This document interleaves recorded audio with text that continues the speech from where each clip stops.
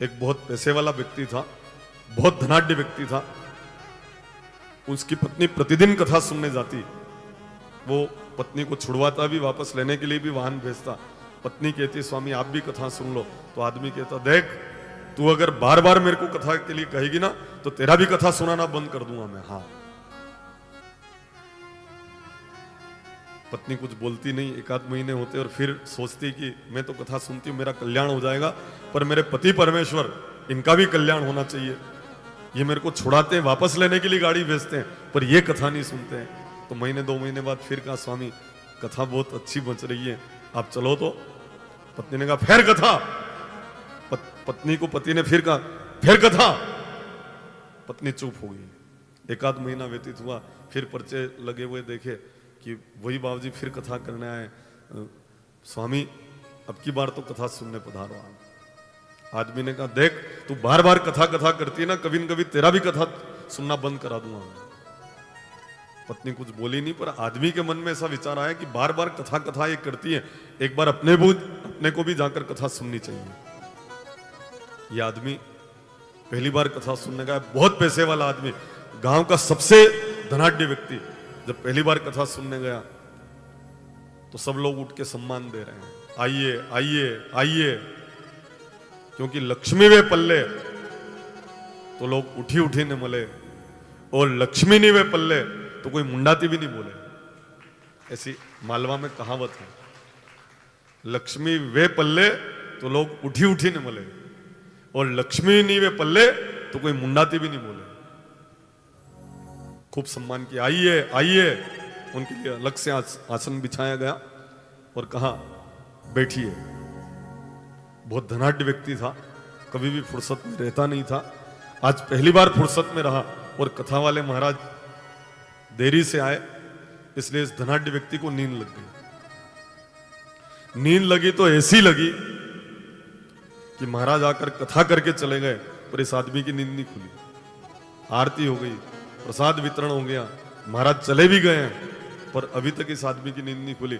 और गांव के किसी व्यक्ति ने इनको उठाया भी नहीं कि मान लो ये पैसे वाला आदमी नाराज हो जाए तो फिर आपनों का ही वे, इसलिए नाराज नहीं होना चाहिए। किसी ने उठाया भी नहीं उनको।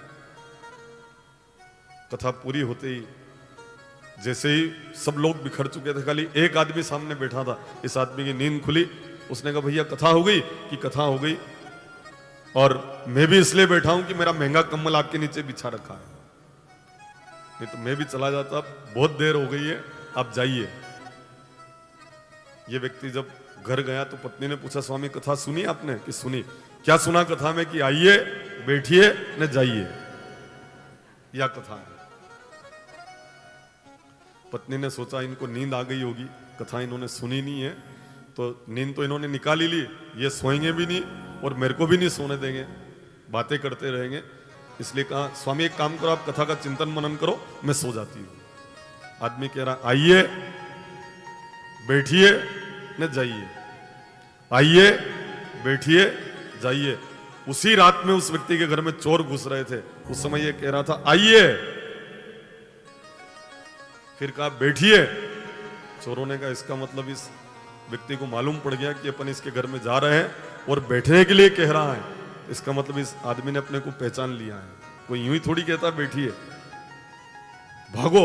जैसे ही चोर भागने लग गए, इस आदमी ने कहा जाइए।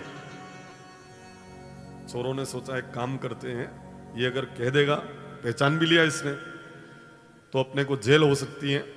इसलिए चोर दीवार कूद कर अंदर गए, इस धनाढ्य व्यक्ति के चरण में पैसे चढ़ाकर कहा, धन चढ़ाकर कहा आप किसी को बोलना मत, आज के बाद कभी भी चोरी नहीं करेंगे। इस आदमी ने मन में विचार किया, कथा का इतना फर्क पड़ता है,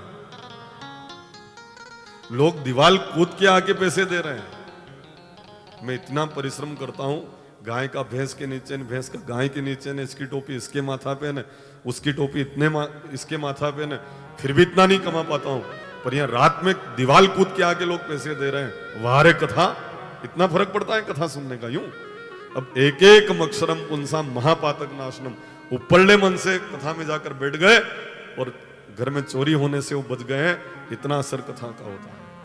एक एक अक्षरम पुंसाम महापातक नाशनम।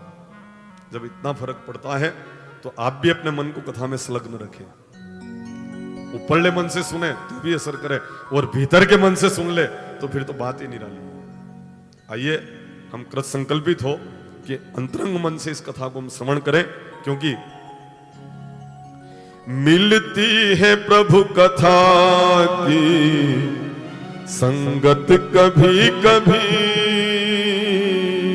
मिलती है प्रभु कथा की संगत कभी कभी, मिलती है प्रभु कथा की संगत कभी कभी, मिलती है ज्ञानवाणी, मिलती है ज्ञानवाणी, सुनना कभी कभी, मिलती है प्रभु कथा की संगत कभी कभी, मिलती है प्रभु कथा की संगत कभी कभी।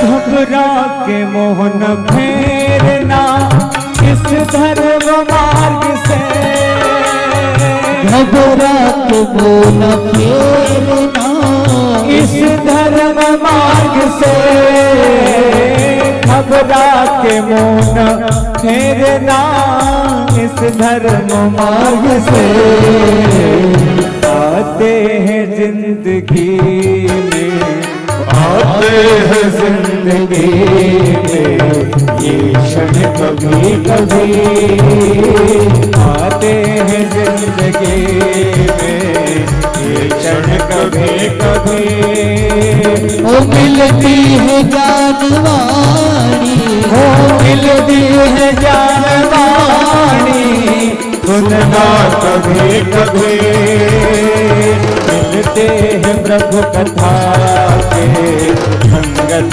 कभी कभी, मिलते हैं प्रभु कथा के संगत कभी कभी।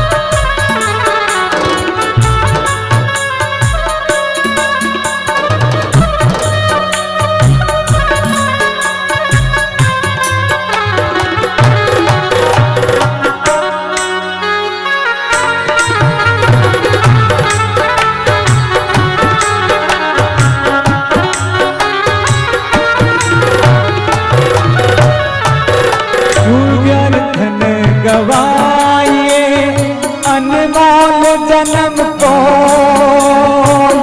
व्यर्थ न गवाइए, अनमोल जन्म को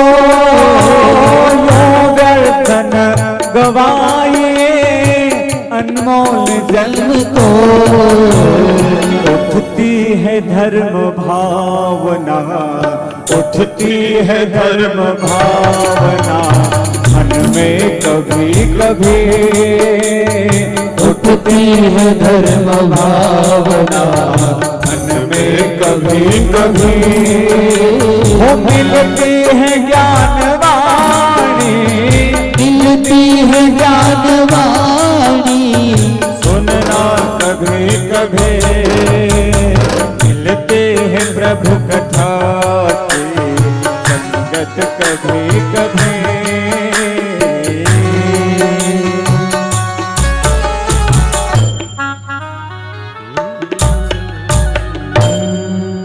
बोले श्री सदगुरुदेव की, श्री सांवरिया सेठ की।